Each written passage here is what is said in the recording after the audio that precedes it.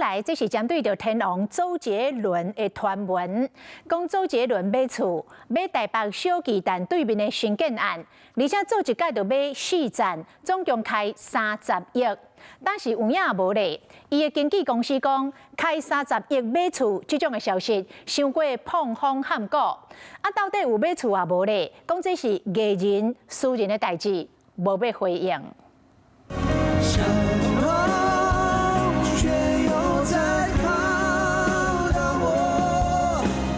天王周杰伦所有动作拢互关注，若歌声好，买厝的眼光嘛同款，皆有一套。上新的消息，天王可能搁要出来买厝。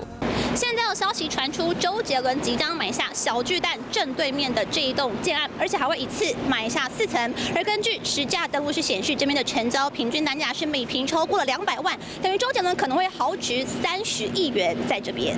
这个主角新建案是预售厝，23楼65户，最近一年成交的价销平均一平218万。根据媒体报道，周杰伦可能一届会买4站，包括车局算咧甲车位，拢总就要30亿。不过这 真正会使讲是精华地区，毋但我台北小巨蛋甲捷运嘛，我避风南京教育资源嘛济，国外的公司无到1公里。 通常会先买个1户2户先住得顺风顺水之后，再陆续购入其他户数。推测应该不单单只是为了居住而已，而是有工作的考量。来看周杰伦台湾房产的状况，手头拢总有5间。2008年买起家厝，原台轻品到原台1品馆，仁爱上华甲家己住的和平台湾，加上登记伫因某名下信义联勤，不动产的总市值有134到163亿。他们都是由台北市好口碑，而且都是一线老牌豪宅建商所推出的作品。